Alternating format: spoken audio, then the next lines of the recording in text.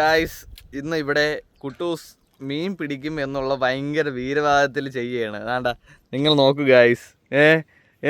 ഏറി ഏറി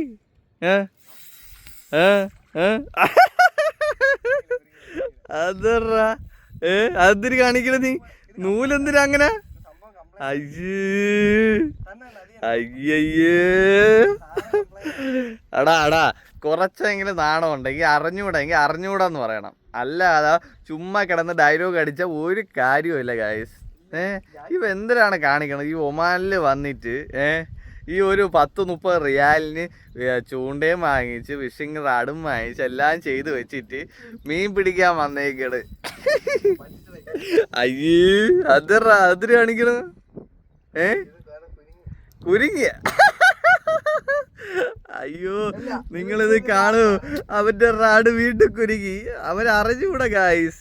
എന്ത് ചെയ്യാനാണ് കൊച്ചു ചെറുകൻ.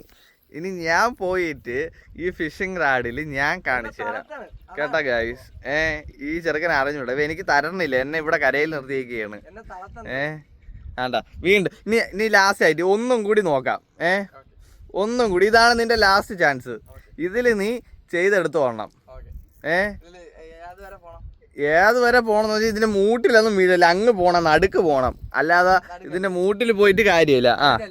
കേറി കാണാം കാണാം മണല്. എറി.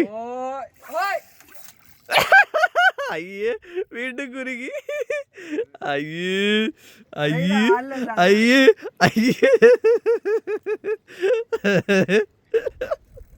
എടാ, ഇത്രയും വലിയ റാഡും വാങ്ങിച്ചു വെച്ചു. എന്തിനത്?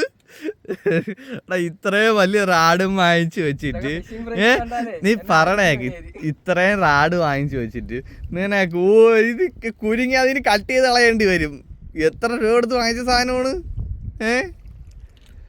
അയ്യേ ഗായ്സ്, നിങ്ങളിത് കണ്ടിട്ട് നിങ്ങളെ അഭിപ്രായം പറയൂ.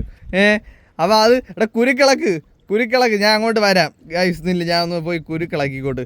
അല്ലെങ്കിലേ കുരുക്കിളക്കിയില്ലെങ്കിൽ ചെറുക്കൻ ഫുള്ള് കട്ട് ചെയ്ത് കളയണ്ട. കുരുക്കിളക്കി അങ്ങോട്ട് എടുത്താൽ മതി. കട്ട് ചെയ്ത് കളയാനാ? കട്ട് ചെയ്ത് കളയാനും വേണ്ട, കുരുക്കിളക്ക്. അതങ്ങനെ കുരുക്കിളക്ക്. നീല്ലേ